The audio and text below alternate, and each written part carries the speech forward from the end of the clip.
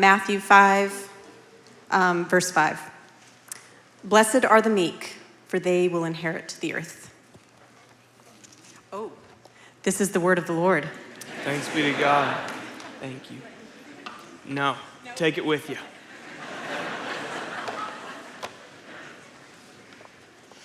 You can have a seat. In 1813, a statue of Robert Milligan was installed at the West India Docks in London, England. Milligan was a prominent Scottish merchant and ship owner. He was the driving force behind the construction of the West India Docks and the arrangement of a trade route between England and West India. Milligan is one of the reasons why prominent chefs and food critics to this day often claim that the very best curries in the world are tasted in England rather than India, because of the import of those spices and the cross-cultural influence that has helped make London, statistically speaking, the most diverse city on the planet today. Milligan's statue stood just outside of the Museum of London, which was later constructed at the entrance to those docks. And for a couple centuries, tourists would walk past his statue, admiring him as the first among the city's historical figures as they entered the museum. In June of 2020, a petition was launched to remove the statue of Milligan that attracted more than 4,000 signatures within just 2 days. United Kingdom Labour Councillor Enam Hawke described the statue as, quote, an insult to humanity. Protests erupted outside the museum on June 9th of that year, and before the sun had set that evening, this statue had been removed. Why? Well, because Milligan was a savvy businessman, a well-off developer, and he was a slave factor, meaning that he traded in cheap goods that were sponsored by India's cheapest labor, the forced enslavement of human beings. And of course, the curries are so tasty in London because of a long history of colonialism inflicted on India from the English. And that makes Milligan both a significant figure in the city's history and a quite complicated one to celebrate in a bronze bust outside of the city's museum. Now, I do not bring this up to make a political or moral statement. In fact, to be completely honest, originally, I was going to tell this exact same story about a Portland statue, and I knew that you guys couldn't handle it. That you would miss the forest for the very first tree. So I'm intentionally using an example from another country with a complicated history in an effort not to lose you in the politics. I'm not trying to make a political or a moral statement. I'm trying to make a historical observation. That people have very strong feelings about something like a statue. But it's not based on the statue itself. It's based on the story that the statue represents. A statue is a piece of art.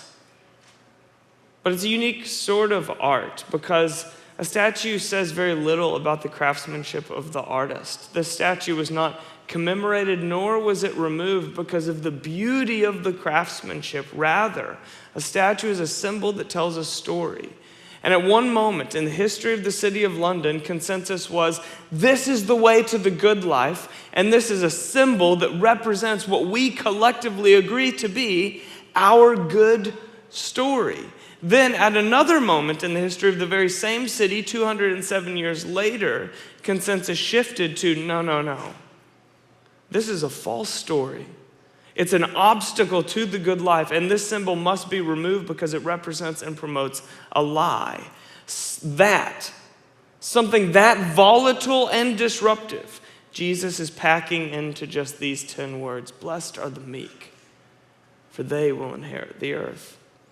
So we are picking apart the Beatitudes one by one at the moment. Jesus' surprising and compelling introduction to the Sermon on the Mount. And up for today is the most provocative and misunderstood of all of his blessings.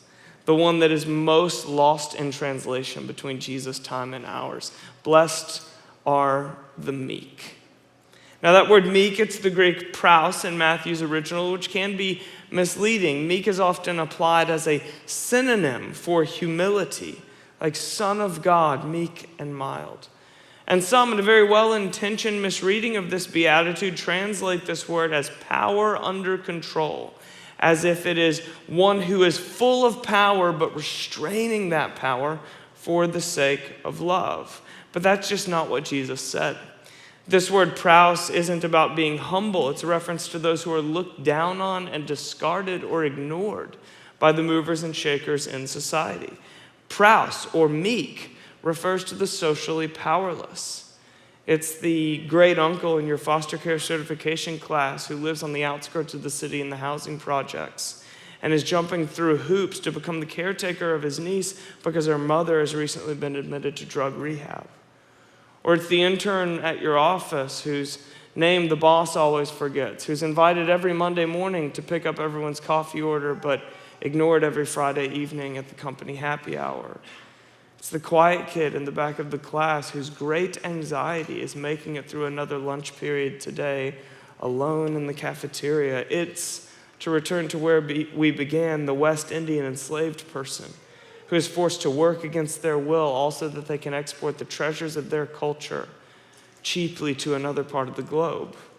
That's praus, social powerlessness, potentially by my own free choice, sure, but much, much, much more likely and more frequently by the result of my unchosen status. And it's for that reason that I stand alongside our good friends over at the Bible Project in saying that the best translation of this word is probably unimportant. Blessed are the unimportant, for they will inherit the earth. Now that second phrase, inherit the earth, that's not off-the-cuff eloquence. Jesus is directly quoting Psalm 37, which is all about God's plan to elevate the poor and the oppressed, to elevate the meek or the unimportant to inherit the land, while the oppressor or the person enjoying the fat of the land while turning a blind eye to the unimportant loses everything that propped up their comfort and status. It's an ancient prayer asking God to turn the tables so that those who struggle through this life on scraps from the tables of the well-off, the lonely, the forgotten, and the uninvited, the forced to grind without rest, for whom fulfillment is nothing but a privilege and survival is the name of the game, the unimportant are finally seen by the King of Kings and called important in his kingdom that's here to stay. But to those who closed the door to their cozy homes, stewarding all they had on behalf of themselves and ignoring those who lacked. Those who have social capital in a room and use it to gather among others with social capital, affirming their importance with the important rather than stewarding it on behalf of the overlooked and unnoticed. Those who spent their lives scratching and clawing toward the inner circle with social lives that effortlessly advance their ambitions, their preferences, their comforts, their importance. Well, for them, to quote Psalm 37, a little while and the wicked will be no more. Though you look for them, they will not be found, but the meek will inherit the land and enjoy peace and prosperity. I find it disorienting to read parts like this in the Bible. Right? I mean, all that stuff about the unimportant being seen and provided for is great, but maybe the wicked will be no more reads cryptically harsh to you. And on top of that, this is a prayer. This isn't like some guy venting in a story. It's a prayer that was memorized and recited in the temple, a prayer meant to form the hearts and spontaneous prayers of God's people. So what's up with that part? Well, it might help you to know that this prayer is just a micro story of the entire Bible.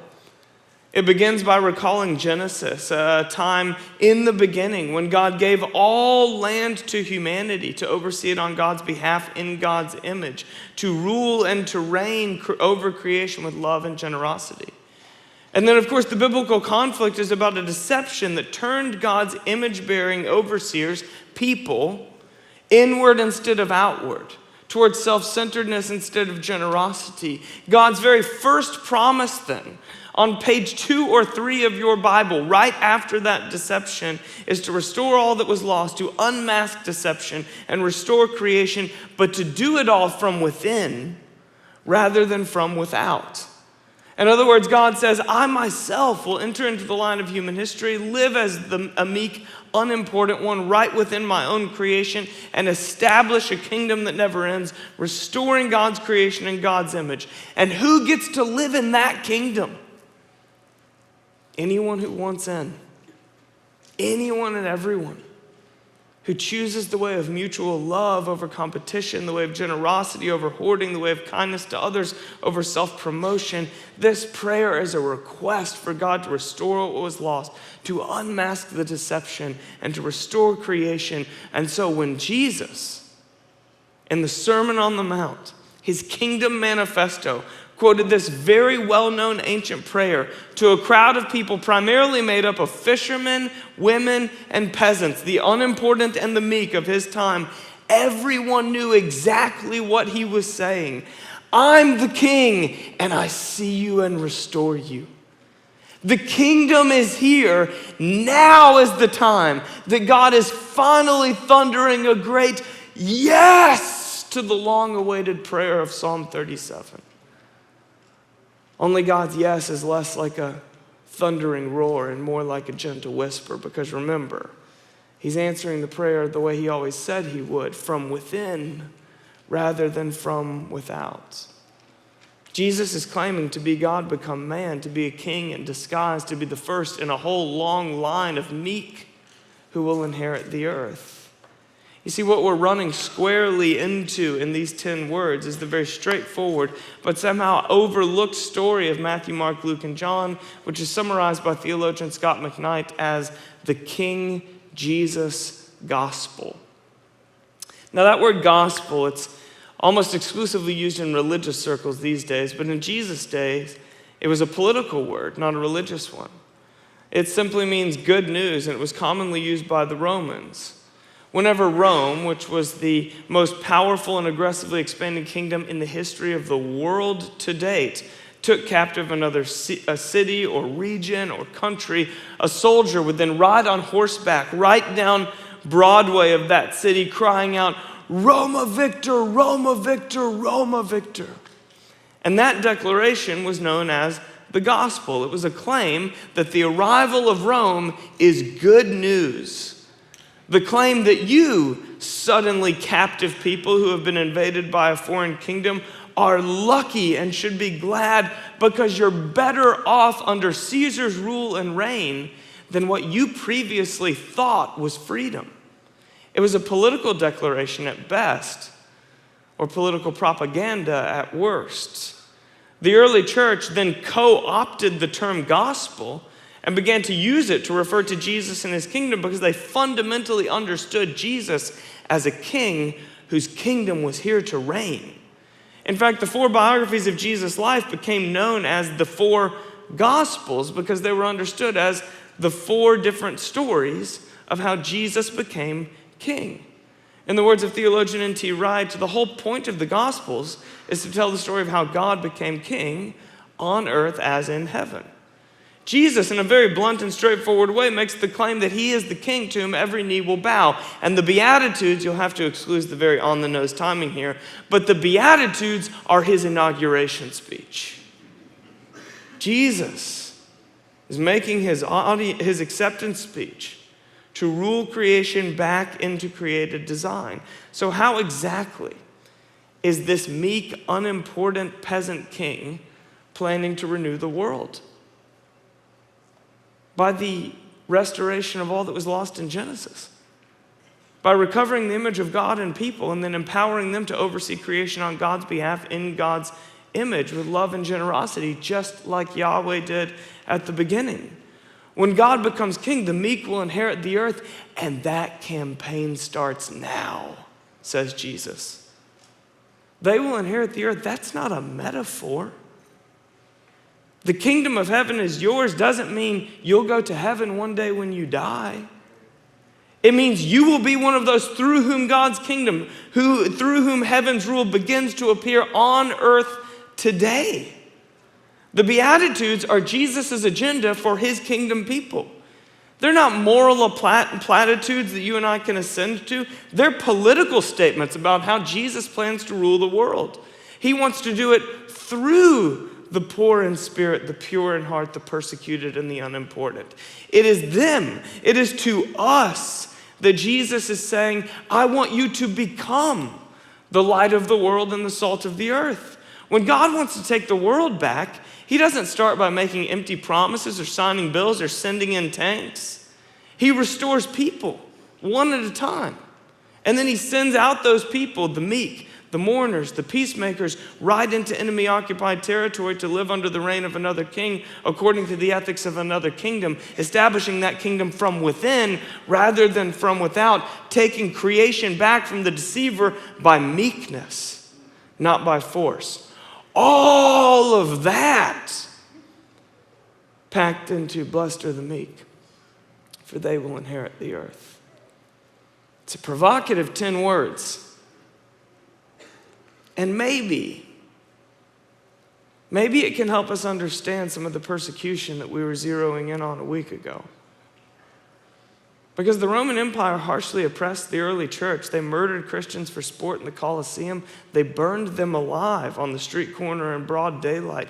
They crucified the church leaders upside down in a mock reenactment of how they did away with their king. Why on earth would a political kingdom take such profound issue with a tiny little religious minority who called themselves unimportant? Well, because the King Jesus gospel was in direct conflict with another already existing good news story, the King Caesar gospel. Caesar Augustus was the most powerful man on the planet during the life of Jesus. He ruled a kingdom that was increasingly blanketing the earth in its rule and reign. It was his image, not God's, that was being imprinted on people and societies, whether they liked it or not. This is the Arapasi, or altar of peace, which you can still visit today in the city of Rome. It is surrounded by a gorgeous museum today to maintain all of its beauty and tell its story. In Jesus' day, this was the first of many similar statues that were built in each and every city invaded and overtaken by the Roman Empire to tell the gospel of Caesar Augustus. It is named the Altar of Peace because it was architected and designed to tell a story that because Caesar is king, now is a time of peace, harmony, and fullness of life for all people under his reign.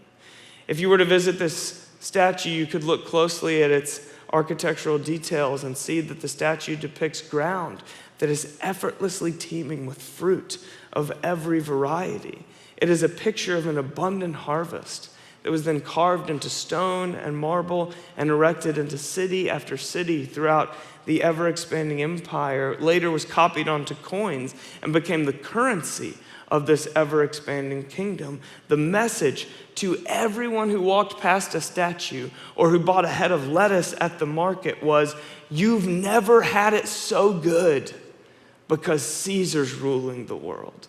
Hold on. A promise about a garden teeming with fruit of every kind. That sounds like what? Like Eden, right?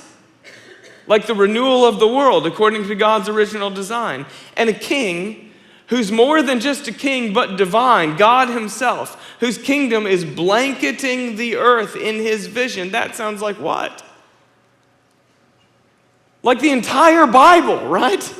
Like the renewal of all things. Like the Redeemer's first promise to upend the serpent's deception. It sounds like what is summed up in the Hebrew Bible as shalom and what the early church later called gospel. Exactly.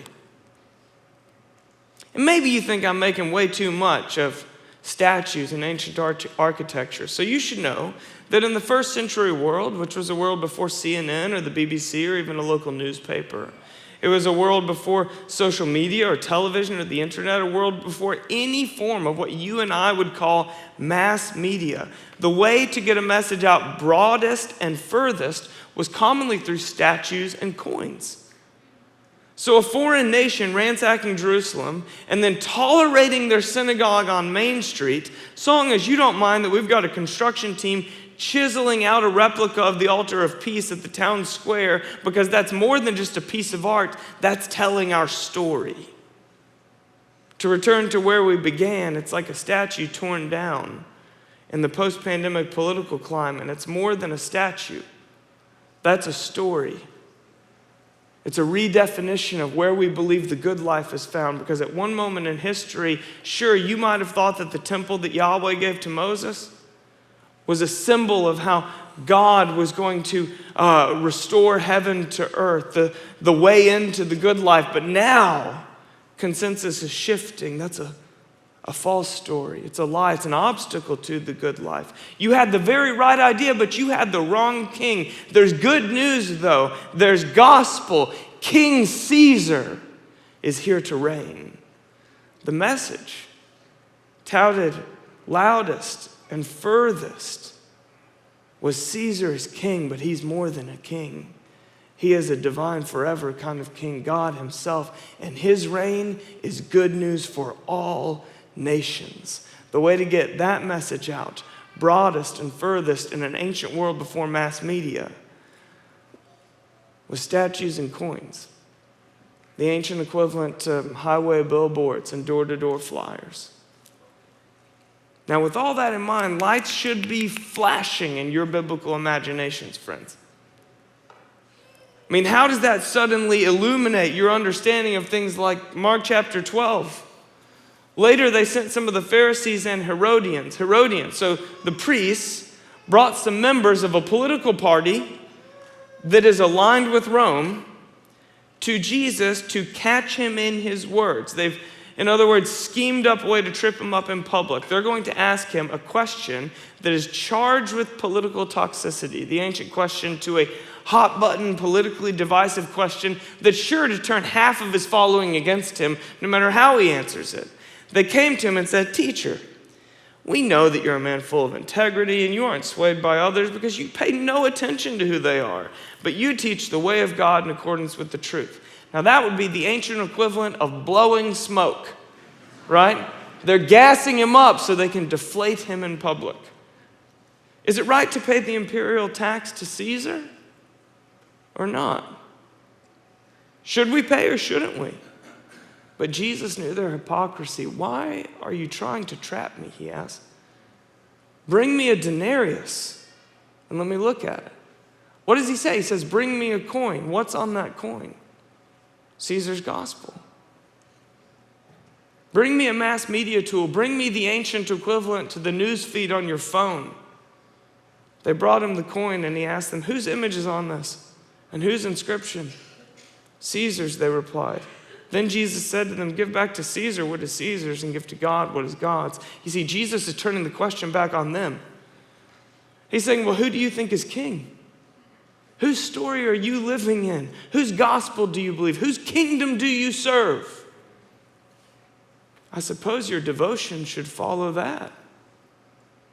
And they were amazed at him. See, this isn't a passage about tax fraud or financial stewardship, not on its own at least. It's much more broad than that. It's about who you really believe is king and the actions that should effortlessly tumble forth from your life as a result of serving that king. Light should be flashing in your biblical imagination. Think about Matthew 9. As Jesus went on from there, he saw a man named Matthew sitting at a tax collector's booth. "Follow me," he told him, and Matthew got up and followed him. While Jesus was having dinner at Matthew's house, many tax collectors and sinners came to and ate with him and his disciples. When the Pharisees, that's the priests, saw this, they asked his disciples, "Why does your teacher eat with tax collectors and sinners?" Now, if we were to read this exclusively morally, as most do, then the Pharisees can't believe that Jesus would associate with people who are so ethically out of bounds. And that's definitely part of what's going on here. But if we also read it politically, then we see that tax collectors were so insidious because they weren't just people that were getting rich off of the oppressor. They were also the people who were spreading the oppressor's propaganda one coin at a time through the currency exchange. Why would a rabbi call a tax collector to follow him? How can Matthew become a disciple of Jesus? Matthew's already a disciple of Caesar. Light should be flashing in your biblical imagination, like maybe you're finally understanding why Paul's so obsessed with getting to Rome. Right on the heels of the Gospels come the book of Acts, which document the early church's first 30 years of living in Jesus' kingdom. And the first half of the book of Acts is like a highlight reel of early church history. You've got miraculous healings and astounding generosity, gathering crowds, an entirely new social order, growing right up within Caesar's kingdom. But the second half of Acts is this long, detailed account of Paul's stubborn insistence on getting the community of Jesus to the very heart of the city of Rome. Look, man, we're already in Jerusalem, Corinth, Ephesus, Philippi, Cyprus, Colossae, just to name a few. The community of Jesus' followers has taken up residence in all the major cities throughout the Greco-Roman Empire. It's in the culture, so what's the big deal with Rome? Paul's enduring unjust trial, multiple prison sentences, shipwreck, snake bites, starvation, and abuse, both physically and verbally, just to get to Rome in what seems to be a pretty messed up sailboat. It makes no sense that he'd be so obsessed with arriving in this one city, or that Luke would deem that obsession worth the whole second half of early church history. It makes no sense at all unless the early Christians took Jesus' gospel seriously. Unless Paul views himself as the megaphone of an alternative kingdom sharing that is in direct opposition with Caesar's. You see, if we think that Paul understands himself as a Christian missionary who's sharing a metaphorical message about an invisible God, it makes no sense that he would endure so much to get to Rome. But if his stubborn insistence on getting to Rome is evidence that he is sharing an enfleshed message about a competing kingdom, then it makes perfect sense. And that's exactly what Paul's doing. He's going to get the good news that Jesus is king all the way to Caesar's throne, or he's going to die trying. The early church wasn't primarily viewed as a weird group of people who were suspiciously generous financially and suspiciously unpromiscuous sexually. They were that. But primarily, they were people living according to the order of another kingdom, claiming allegiance to another king. They were raising statues and using other coins, so to speak. And that was in direct conflict with Caesar's kingdom. It completely undermined his story. In the words of N.T. Wright, worshiping the God we see at work in Jesus is the most politically charged act we can ever perform. Christian worship declares that Jesus is Lord, and that therefore, by strong implication, nobody else is. King Caesar's gospel was divine propaganda. It was acclaimed to be the fulfillment of all of Israel's hope for a savior, of all of Isaiah's promises about one to whom all of the nations will gather, about all of humanity's longing for a renewed world, and all of my longing and yours for life and life to the full. He was claiming claiming that Israel had waited for the right thing, but on the wrong king. They had the right hope, but the wrong Lord. I am the one, said Caesar, to whom every knee will bow and every tongue will confess. Blessed are the meek, for they will inherit the earth. That's a political statement. And that makes the Beatitudes more than just like a banger at a poetry slam, and more like the sort of thing that'll get you crucified in public. It's not a sentimental statement about finding happiness in the small things. It's a provocative, combative, political statement that eventually got Jesus killed. The question these 10 words should provoke in you and me today, then, is if Jesus' message was so provocative in his ancient world, why does it land so vanilla in our modern world? Like, why are you and I yawning through the very words that widened the eyes of the ancients? How did we get here?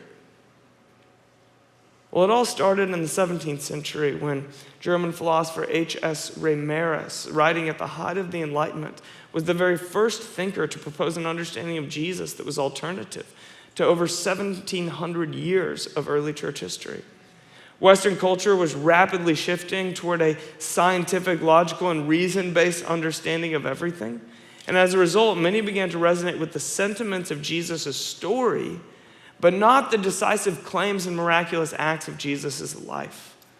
Following Reimarus, you had thinkers like Hume, Hobbes, Rousseau, Voltaire, and famously Thomas Jefferson in the 18th century, all of whom said yes to the sentiments of Jesus' teaching, but no to Jesus' claims of lordship or any sort of power associated with his miraculous life. The church then, in reaction to a rapidly changing culture around them, shifted their focus from living under the reign of King Jesus in an alternative empire to proving decisively that Jesus really was God. The result of which was God got pushed upstairs, so to speak. Meaning God was prayed to, honored, and worshiped in the in-heaven sense, much more than God was reigning in and through his followers in the on-earth sense. Jesus' followers told the story of how Jesus became king in the early days. But with the Enlightenment, his modern followers began to tell the story of how Jesus became God. And that's why blessed are the meek, for they will inherit the earth was a stick of dynamite in the social architecture of the ancient world. And it's a mere spiritual reflection in the modern West. And from that subtle shift came three reinterpretations of Jesus' kingdom that have everything to do with overreaction to the culture and almost nothing to do with Jesus. And I imagine you can find bits of your own discipleship history in these three false kingdoms: a metaphorical kingdom, a political kingdom, or a retreating kingdom. First, a metaphorical kingdom was the emergence of a very Platonic, unbiblical understanding of Jesus' message that was all about how to go to heaven when you die. In truth, the biblical story is about experiencing heaven right now, bringing heaven to earth, and the full restoration of heaven to earth when King Jesus returns to reign in power. Secondly, emerged a political kingdom during the Enlightenment. Equally popular in reaction became varieties of what is typically called Christian nationalism, which is a reforming of Jesus' kingdom to fit the political agenda of the right or the left. It's a use of a heavenly gospel to promote an earthly kingdom, which, no matter which earthly kingdom you prefer, will always result in a distorting of the King Jesus gospel. Or a retreating kingdom, which is the waving of the proverbial white flag, a reactive position that the church should retreat from the world, put its own house in order, and protect its vulnerable from being corrupted by the world outside, because the world is deceived. They've got that much right. But then Jesus' kingdom is viewed primarily as a defensive retreat, a running from, rather than an offensive renewal, a giving my life in love to. You see, what I'm trying to show you, family, is that with the very best of intentions, the church in recent history has reinvented a Jesus that does not conflict with our allegiances to this world's kingdoms. We found a way of reading the gospel of Jesus that didn't compete with our other affections, a way of serving two masters, to use the language of the King himself, something Jesus said is a fundamental impossibility. We tend to worship Jesus as God in the ultimately divine sense, which he is, but not as King in the presently authoritative sense, which he also is. The blessing of the meek is so disorienting. It is so upending to a way of thinking about the good life that you and I have been discipled in since birth, that this beatitude, more than any other, is the one that we are tempted to reinterpret, to reform Jesus to fit our world, rather than the other way around. To quote from N.T. Wright one more time, who's written an entire book on what I'm summarizing called How God Became King, he says, we have to avoid the usual downgrading and domesticating of the apostolic mission. Modern Christians use the word witness to mean tell someone else about your faith. The way Luke in Acts 1 seems to be using it is tell someone else that Jesus is the world's true Lord. The story of what happened next is written in such a way as to say, this is how the kingdom is to come. This is how Jesus is starting to rule the world. This is what it will look like when God becomes king on earth as it is in heaven. That's what it means to find myself today among the meek who will inherit the earth. It means to live in this world like Jesus really is king. So we must begin by asking, where in my life am I accepting Jesus as God, but rejecting him as king?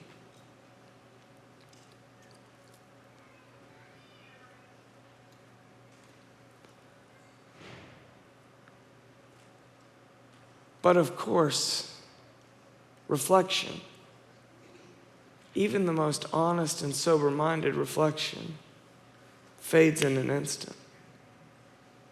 We know that transformation requires embodied practice. Those living in this world like Jesus is king are the meek who upend the order of this empire from within. How then in my life am I being invited to go from this place and live like Jesus is king? In the Greco-Roman world where the early church took root, women were powerless, and they're actually described as possessions in the legal documents of the ancient Roman Empire. Jesus spent so much of his time with sex workers and prostitutes because prostitution was so common in the first century world. Sex slavery, or what's commonly called sex trafficking today, was just the accepted norm within society. The early Christian church was the very first community in history to call that injustice by its name and advocate for systemic change. In fact, the historian Kyle Harper argues that you can trace the spread of the church in the 5th century most reliably by tracking the legal ban of the sexual slavery of women throughout the expanding Roman Empire. Are you hearing that?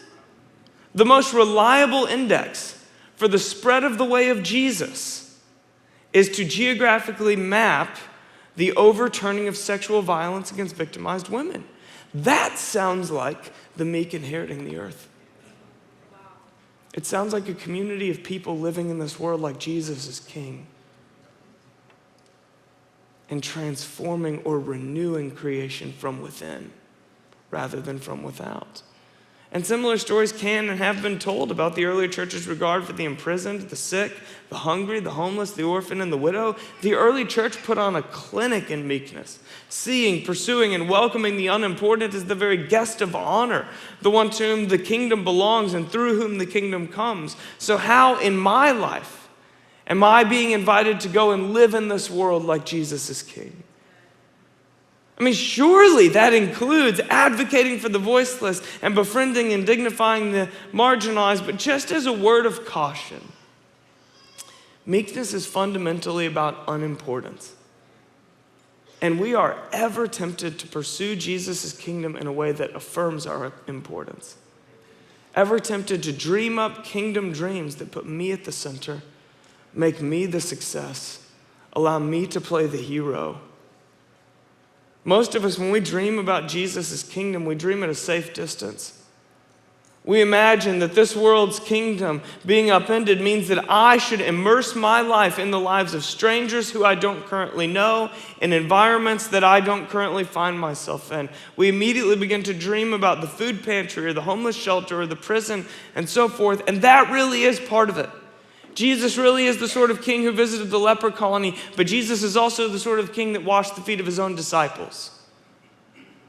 And it's for exactly that reason that I'm so helped by the wisdom of St. Teresa of Avila, who concretely defined union with God as the intersection of personal lowliness, love of neighbor, and daily work. How are you meant to go and live in this world like Jesus is king? Well, where does your personal lowliness overlap with your love of your neighbor and your daily work? Personal lowliness means a way of stewarding whatever social power I have, whatever plenty I possess, whatever importance I've accrued on behalf of someone else. It means stewarding all that I have in ways that make me less so someone else can become more. Think hiddenness and humility. What loving action could I take that will not subtly win me any honor? That's personal lowliness. It's loving action that puts Jesus, not me, at the center of the story.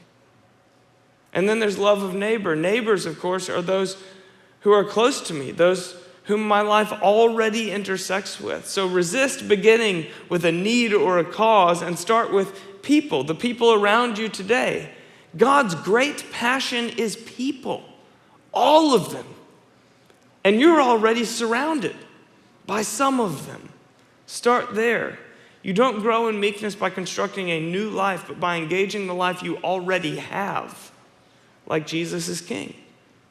And then finally, your daily work, as in the current routines of your day-to-day existence as a mom or a marketing executive or an artist or a real estate agent, or as a restaurant server, or school teacher, or administrative assistant, or nurse, or student.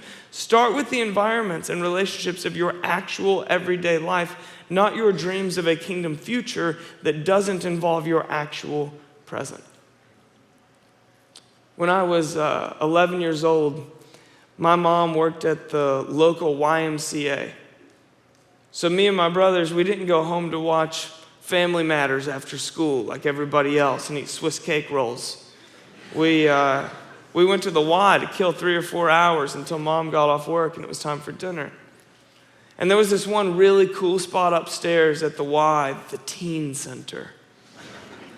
It had a big screen TV that was deeper than it was actually big. Do you remember that? And a popcorn machine and pizza and a pool table and a foosball table and the most well-stocked vending machine that I've ever interacted with. And most importantly, it had all of the coolest kids hanging out at the Y on Tuesday afternoons. But I was 11, not a teenager, not allowed in. There was this one loophole in the system, though. I was allowed to go in if another older kid vouched for me and brought me in. My older brother, Josh, was a teenager. So he could have brought me in.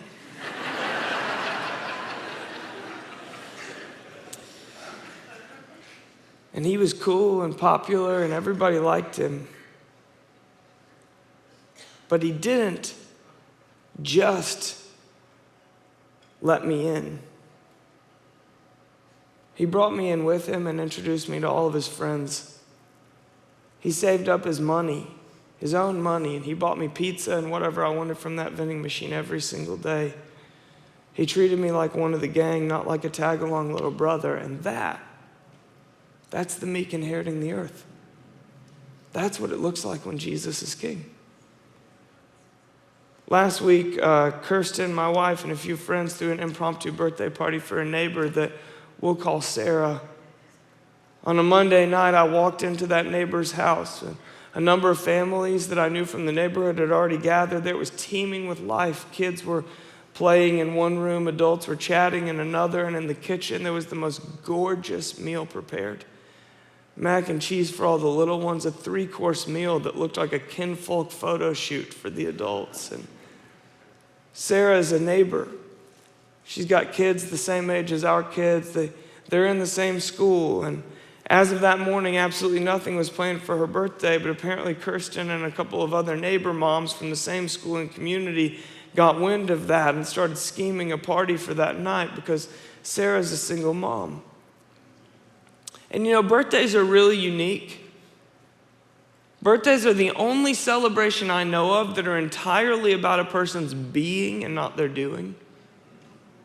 Graduations, promotions, anniversaries, retirements, all the other occasions in a person's life for celebration involve some level of achievement, but a birthday,